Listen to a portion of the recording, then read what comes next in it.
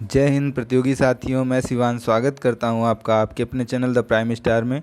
जुड़ते हैं आपसे इंग्लिश सब्जेक्ट के अंतर्गत एक बहुत ही मज़ेदार वीडियो में। इस वीडियो में हम लोग सीखेंगे कुछ इडियम्स जो प्रैक्टिस के तौर पर होंगे और कुछ एंटोनिम्स जो बहुत ही इजी होंगे, हमारे इंटर के एंटोनिम्स होंगे। तो बिल्कुल आप यदि इंटर के एंटोनिम्स सारे तैयार कर लेते हैं, सारी वोकैब याद कर लेते हैं, तो आपको हर एग्ज़ाम में एक दो क्वेश्चन मिलते रहेंगे। श्योर है आपका, यदि आप आर्मी की तैयारी कर रहे हैं, आर्मी में क्लर्क वगैरह की तैयारी कर रहे हैं, तो आपको क्या है कि उसमें इडियम्स, सिनोनिम, एंटोनिम्स ये सारे के सारे पीछे के मिल जाएंगे। तो बहुत अच्छे से एक बार रिवाइज़ कर लें, आपको आते हैं तो बहुत अच्छी बात है, लेकिन रिवीजन बहुत ज़रूरी है। तो वही एंटोनिम्स आपको ट्रिक्स के माध्यम से सिखाएंगे। और एक बार अपने श्रद्धेय मेजर साहब को वंदन करते हैं, प्रणाम करते हैं और उनका आशीर्वाद लेकर के उनके मार्गदर्शन में अपना वीडियो आगे स्टार्ट करते हैं दोस्तों। तो चलिए वीडियो स्टार्ट करते हैं अपना, और इसमें देखते हैं हम लोग सबसे पहले इडियम्स की प्रैक्टिस लेते हैं। तो इडियम्स में सबसे पहला इडियम है आपका टू ड्रॉ द लॉन्ग बो। तो ड्रॉ मतलब खींचना, लॉन्ग बो। अब इडियम्स हम लोगों ने यही फंडा सीखा था ना कि इडियम में इडियम का थोड़ा सा अर्थ निकालो, फिर उससे उसका भाव प्रकट करो। क्योंकि मुहावरे या कहावतें जो होती हैं उनका सीधा सीधा अर्थ नहीं निकलता, उनका भाव हमें समझना होता है। टू ड्रॉ द लॉन्ग बो, खींच रहे हैं लंबा सा धनुष। तो लंबा सा धनुष खींच रहे हैं मतलब क्या करना। अब इसका आपको अर्थ निकालना पड़ेगा। मतलब क्या नहीं कहते हैं, मुंह फैलाना, है ना। कोई चीज़ बोली कि हाँ भाई ऐसी चीज़ लाई है तो मुंह फैलाने लगे, टू ड्रॉ द लॉन्ग बो। तो अब इसका अर्थ जो होगा, to overestimate oneself, to put up high demands, to demand a very high price, to make an extra exaggerated statement.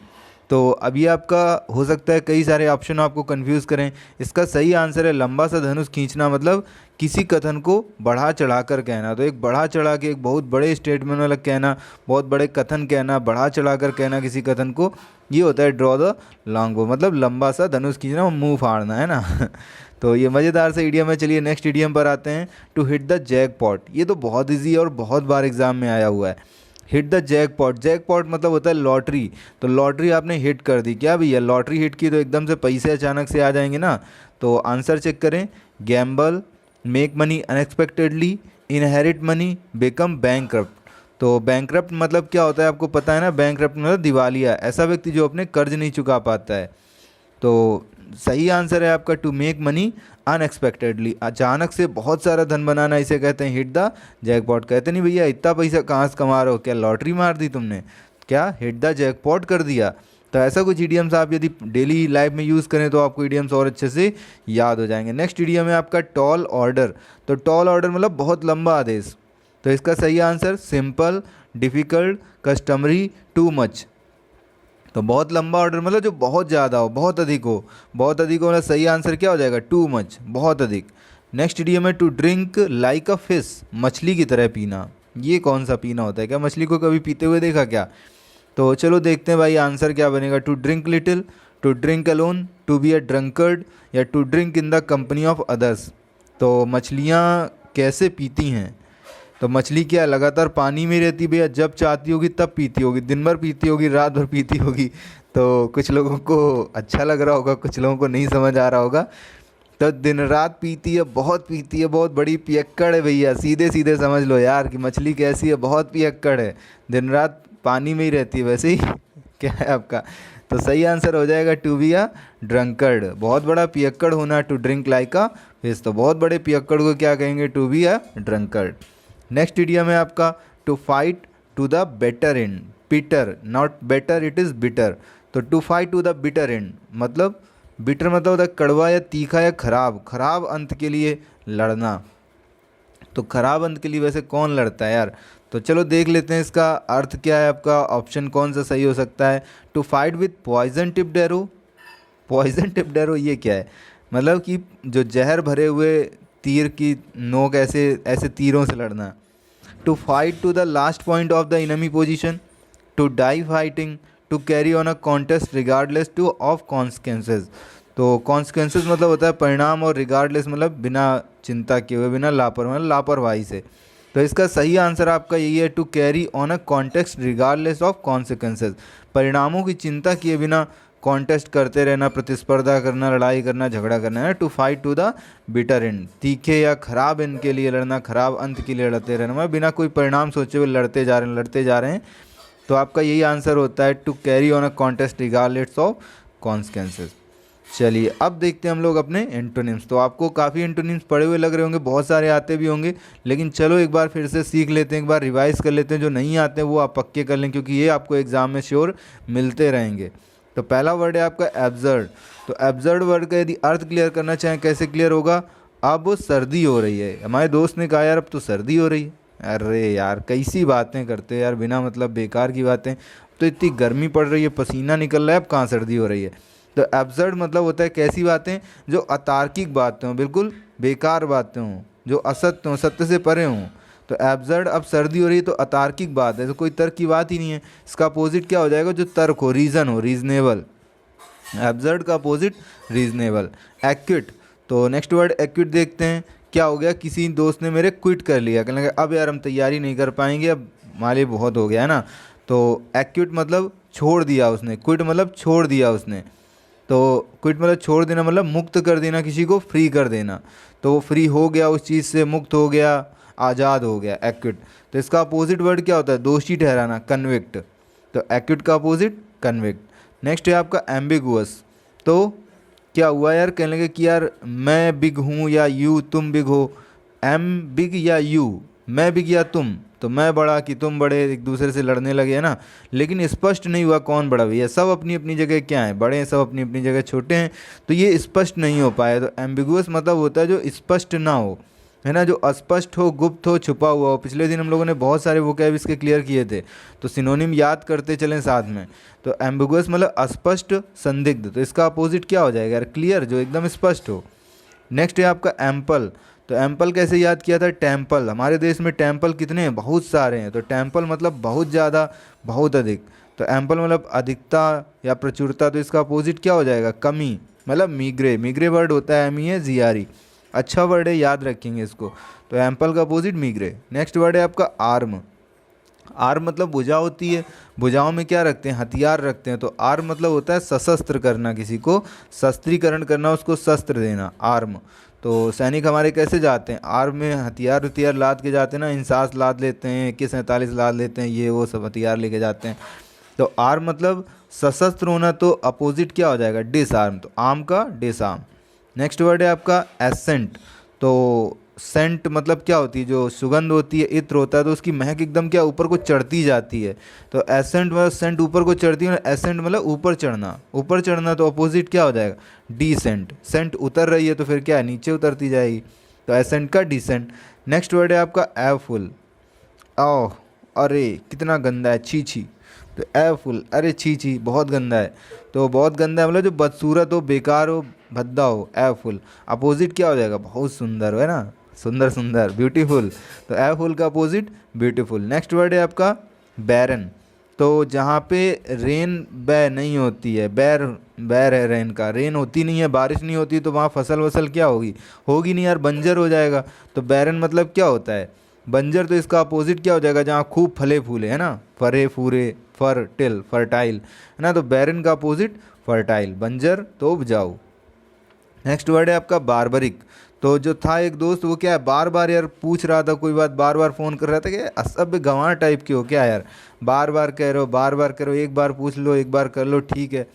तो बारबरिक मतलब होता है असभ्य टाइप का, जो गंवार टाइप का। तो अपोजिट क्या हो जाएगा इसका? जो सिविल टाइप का हो, सभ्य टाइप का हो। नेक्स्ट वर्ड है आपका बोल्ड। तो जो ओल्ड लोग होते हैं, जो बूढ़े लोग होते हैं, जो बड़े लोग होते हैं, थोड़ा सा कैसे होते हैं? साहसी टाइप के होते हैं। बच्चों में बेचारों में कितनी जान होती है, जरा से पिद्दी से, है ना, टिमिड से होते हैं। तो बोल्ड मतलब साहसी या वीर टाइप का। और अपोजिट क्या हो जाएगा? टिमिड, टिम से पिक जाते हैं ना तो ऐसा कुछ बच्चों के साथ होता है। नेक्स्ट वर्ड है आपका बेस।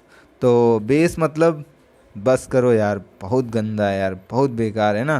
तो बेस मतलब बहुत गंदा, घृणित, घिनौना टाइप का। तो अपोजिट क्या हो जाएगा? बस करो, बहुत गंदा, घिनौना, अपोजिट। तो इसका अपोजिट क्या होगा? नोबल, जो बहुत ही अच्छा हो, श्रेष्ठ हो, आदर्श हो। तो बेस का अपोजिट नोबल। नेक्स्ट वर्ड है ब्लंट। तो ब्लंट क्या होगा आपका? ब्लंट मतलब जान ले यार, ब्लंट तो याद ही कर ले, मतलब भुथरा होता है, जिसमें धार ना हो, तो जिसमें लुन ना हो, लुन ना हो मतलब गुण ना हो, अवगुण टाइप के हो, है ना। तो एक सर हमारे कहते थे, लंट कहते थे, लंट टावर था ना। तो ऐसे बोलते थे, ये पाठक सर थे कानपुर में, है ना, तो ऐसा बोला करते थे। तो जो भुथरा टाइप का हो, जिसके दिमाग ना हो, बेकार टाइप का हो। तो ब्लंट, तो इसका अपोजिट क्या हो जाएगा, जो बहुत तेज हो, शार्प। तो ये वर्ड क्लियर हुए होंगे दोस्तों। Absurd, reasonable, acute, convict, ambiguous, clear, ample, meagre, arm, disarm, ascent, descent, awful, beautiful, barren, fertile, barbaric, civil, bold, timid, base, noble, blunt, साफ। तो रिवाइज करेंगे अच्छे से, लगभग सारे वर्ड आते होंगे आपको। यदि कोई वर्ड नहीं आता है तो उसको नोट कर लेंगे, अच्छे से क्लियर करेंगे। चलिए, अभी ऐसा नहीं ख़त्म हो गया भैया, और भी वर्ड हैं यार, कुछ थोड़े से वर्ड और पढ़ लेते हैं। कुछ थोड़ा सा वीडियो मतलब कम से कम लंबा तो हो ही, रिवीजन भी करें तब भी इतना करें जो सफिशिएंट हो। तो बिज़ी, तो बिज़ी है बहुत, है ना, व्यस्त है। बिज़ी है, व्यस्त है, तो अपोजिट क्या हो जाएगा, जो आइडल है, खाली है, आलसी टाइप का, सुस्त टाइप का, है ना। इस समय सब लोग कैसे हैं, आइडल हैं। पहले सब कैसे रहते थे, बिज़ी रहते थे, कोई दिक्कत नहीं है ना, फिर अभी आइडल हो जाएंगे, कुछ दिन बाद बिज़ी हो जाएंगे, आइडल तो आई है इस समय। नेक्स्ट है आपका केयर। तो केयर मतलब तो जानते ही हैं आप, केयर मतलब देखभाल करना किसी की, किसी का प्रेम स्नेह करना। तो अपोजिट वर्ड इसका क्या हो जाएगा, नेग्लेक्ट करना किसी को, है ना, अनदेखा करना।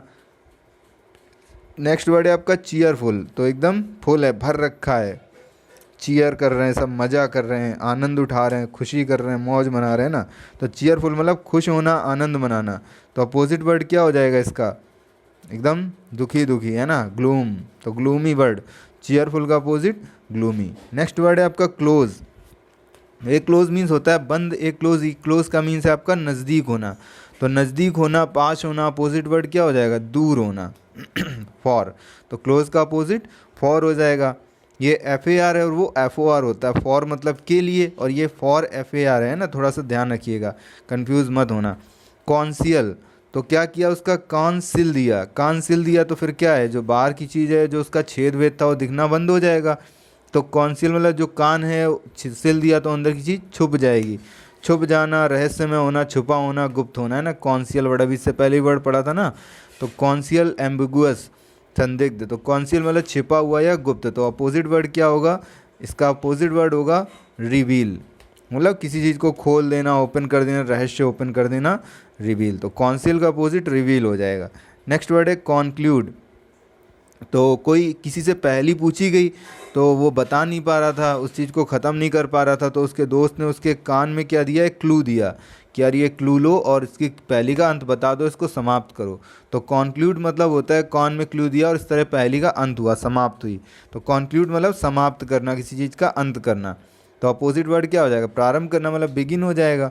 तो कॉन्क्लूड का अपोजिट बिगिन। नेक्स्ट वर्ड है कंसेंट। तो क्या कह रहा है, कौन जा रहा है, किसने भेजा तुम्हें, कॉन्सेंट, कॉन्सेंट किसने भेजा तुम्हें, है ना, किसकी अनुमति से आए हो, किसकी सहमति से आए हो। तो कॉन्सेंट मतलब सहमति या अनुमति।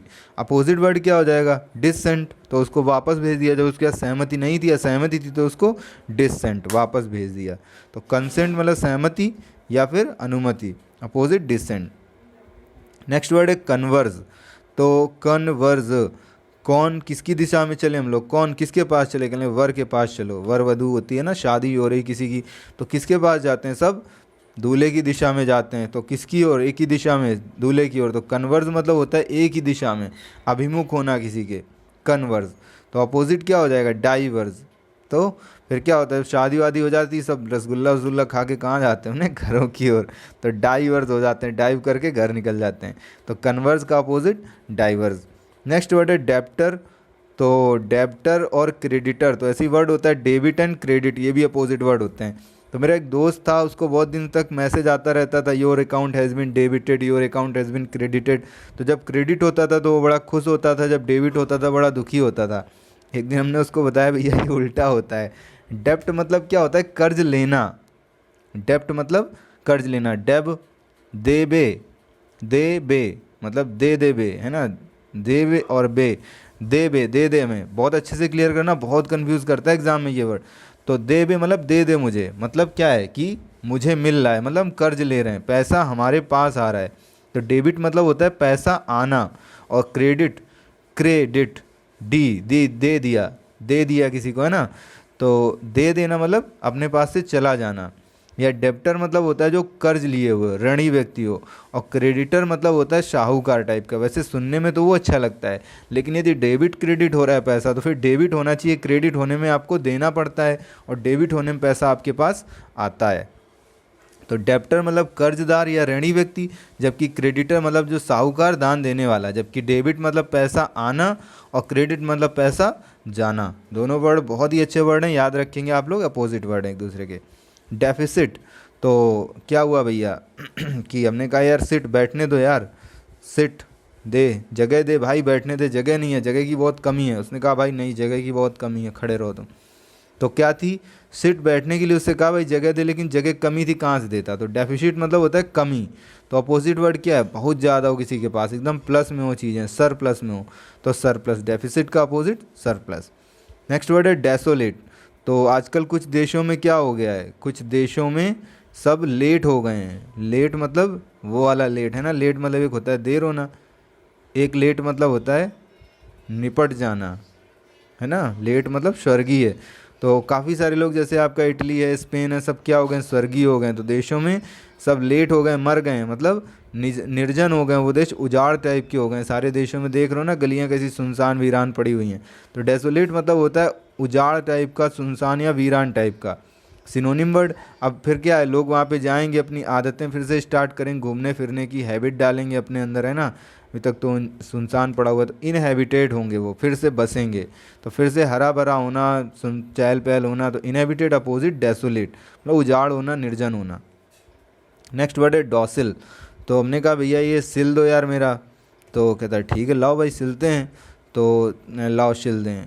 तो हमने कहा यार बड़ा अच्छा बच्चा है यार, ये तो बड़ी जल्दी बात मान लेता है, बहुत सुशील टाइप का है, विनम्र टाइप का है ना। तो डॉसिल, दो सिल दो यार। तो फिर क्या है, बहुत अच्छा, बहुत सुशील विनम्र टाइप का है। अपोजिट वर्ड क्या है इसका, स्टबॉन। तो जो पैदा होते ही भैया एकदम स्टब टाइप का है, गधा टाइप का है ना। तो डॉसिल का अपोजिट स्टबॉन, मतलब जो असभ्य अड़ियल टाइप का है। लास्ट वर्ड क्लियर करते हैं, डॉर्फ। तो एक बच्चा था, वो क्या बहुत वॉर, बहुत लड़ाई करता था, बहुत बच्चा क्या था, मतलब बड़ा आदमी था, वो बड़ा सा शरीर था उसका, सबसे लड़ा करता था। भगवान एक दिन गुस्सा हो गया और उसको कैसा बना दिया, बौना बना दिया ना, जान लीवर जैसे थे ना शादी में, उसमें कैसे हो जाते हैं मूवी में, छोटा सा हो जाता है। तो बहुत लड़ता था, इसीलिए उसको क्या बना दिया, बौना बना दिया ना। डॉर्फ मतलब बौना। तो अपोजिट वर्ड क्या होता है इसका, जांट। पहले वो जांट सा था, फिर बाद में कैसा हो गया, वो डॉर्फ जैसा हो गया, पिद्दी सा हो गया, बौना हो गया। तो ये आपके अपोजिट वर्ड थे, एक बार रिवीजन ले लेते हैं। बिजी का आइडल, केयर का नेग्लेक्ट, चीयरफुल का ग्लूमी, क्लोज का फॉग, कॉन्सियल का रिवील, कॉन्क्लूड का बिगिन, कंसेंट का डिसेंट, कन्वर्स का डाइवर्स, डेप्टर का क्रेडिटर, डेफिसिट का सरप्लस, डेसोलेट का इनहेबिटेड, डॉसिल का स्टबॉन और डॉर्फ का जान। तो ये आपके वर्ड हैं, अच्छे से क्लियर करेंगे, रिवाइज करेंगे, आप देखते रहेंगे इनको।